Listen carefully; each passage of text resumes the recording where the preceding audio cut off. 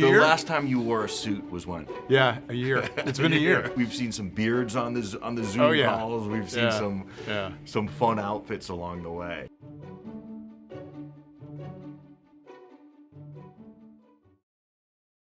I remember so distinctly, I can't believe it's a year.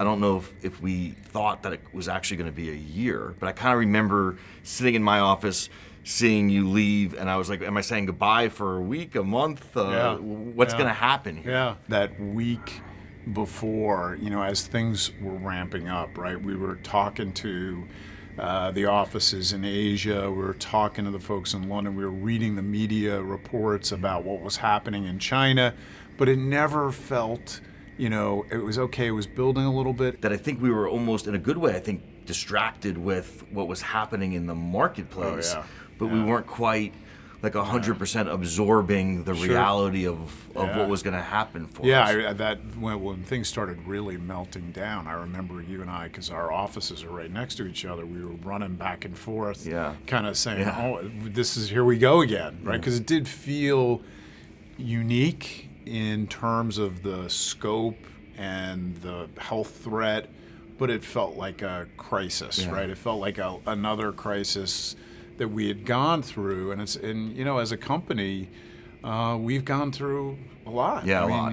It's you go back to 9/11, and then the financial crisis in 2008, and I have to say the governments, particularly the central banks around the world, reacted incredibly forcefully and reversed, bringing rates way down, and it just calmed everything down, and it gave people a chance. Okay, get your feet on the ground. I mean, in the middle of all the, okay, let's run home and figure out how we can be safe.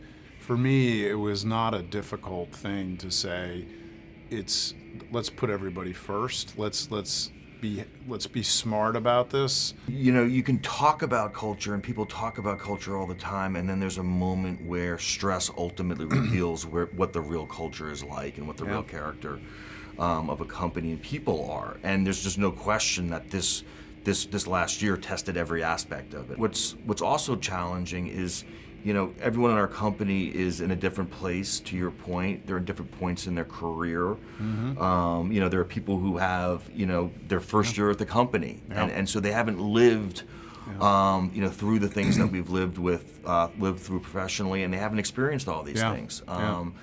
And so we kind of thought about them too, like how do we make sure, how do we reach out, how do we contact, the younger employees, the people who have been here for only a couple of years. Yeah, which, by the way, I think what you're hitting on right now was one of the keys to how we managed through the process, which was, and we had a whole team supporting us there, communicate, right? How do you communicate? Let's make sure we do the town halls on a regular basis. Let's make sure we're having calls. I mean, I look back at my calendar. We had, management committee meetings like on video every few days for the first month or so. And it just, it helped out with the isolation and understanding what other people are going through and just over communicating. And the discipline of it all, just keeping ourselves kind of in almost game shape. Look, it's incredible how quickly things can change and the dynamics can change.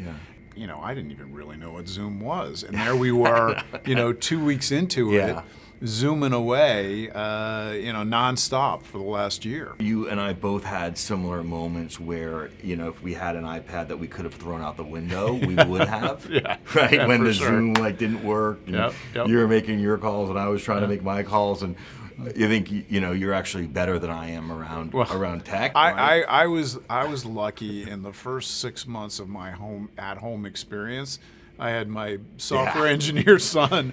My kids are in their 20s, and I could go screaming. You had personal I had personal ID available that was helping me with my network connections and my speed. But I think that when it applies to everyone in the marketplace, this is a hidden gem that we benefited from. Whether it was the portfolio trading or all the innovations that we came up with, I think people are more willing to say, well, that might actually save me time and energy.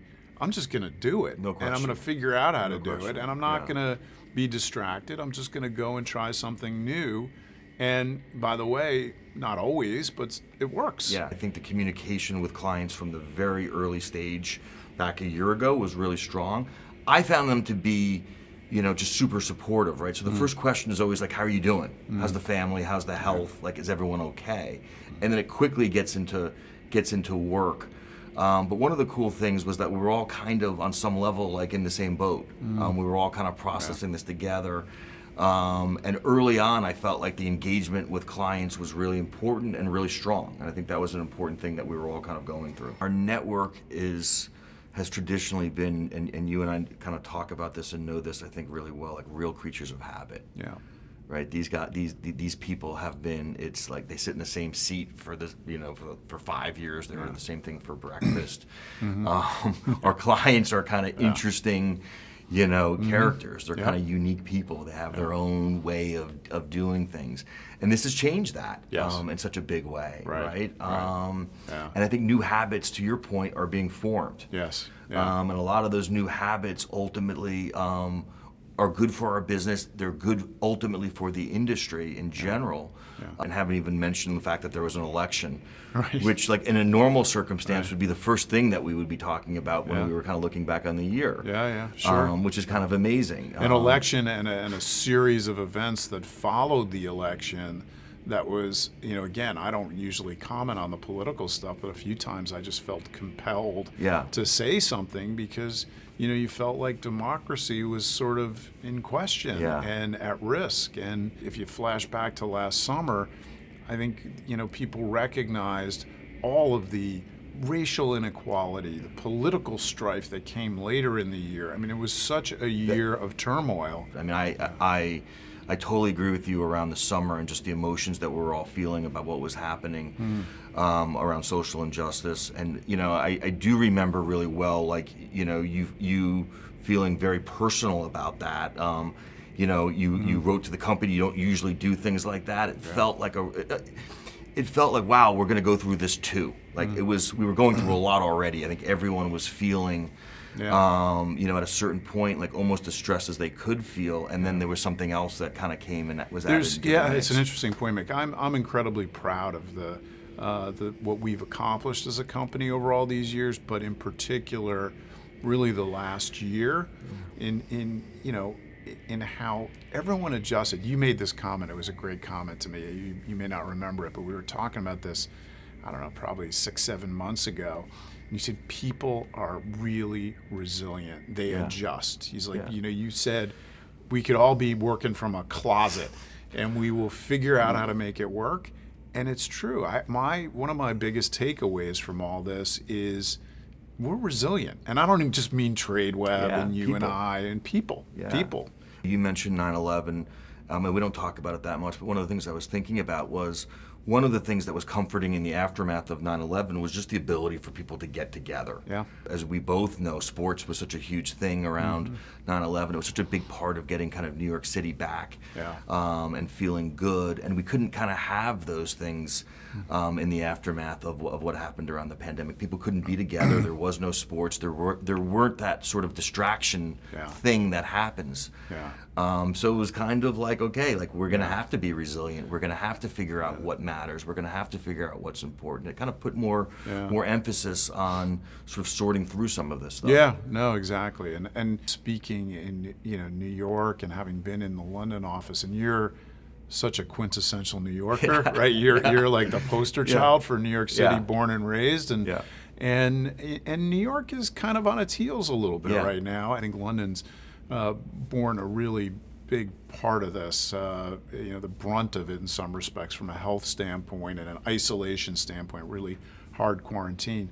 But I think in places like London and New York, the surge back is going to be really big and really powerful. I think the incredible advances in science that have gotten us a vaccine. So here we are a year later, and everyone's confident coming back in and starting to interact because science has given us a solution, in record speed. And I think we should all be, optimistic and confident in that resilience for us as a, as a culture and also as a company. I agree with that. I think there's a pretty good chance we're going to live the rest of our lives and not have gone through something like this. And I think almost everyone can say that and feel that. Yeah. I always thought that I always think about the company as being a close company. There is something around. Listen, it's a business. We know that. Yeah. There are good days and there are bad days always in business, but there is that sort of camaraderie that exists inside of the company. Yeah. And I think people are really going to feel that connection. Yeah. When there's that return. I think that's kind of cool. You know, when I came into my office this morning, the first thing I did was a video conference for investors, and my office is set up a little bit like a studio, and it felt, okay, yeah, it's still my office and it's my stuff and everything, but it felt different. Yeah. It felt a little, and it is going to feel different, and it's new, but I think it's going to have some of the real advantages of what we've done remotely, right? So people are going to be able to work remotely in ways that they just couldn't before, which I think is going to make life better for a lot of folks who want that balance.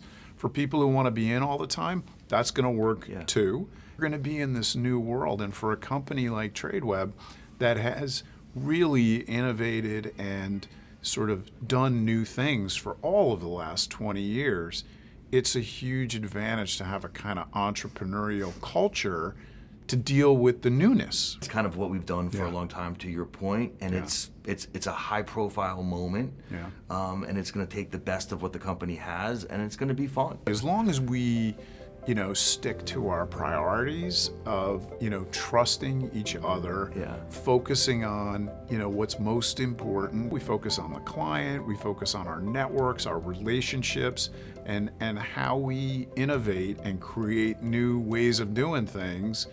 That's going to be, the key to our success. Just keep those things front and center.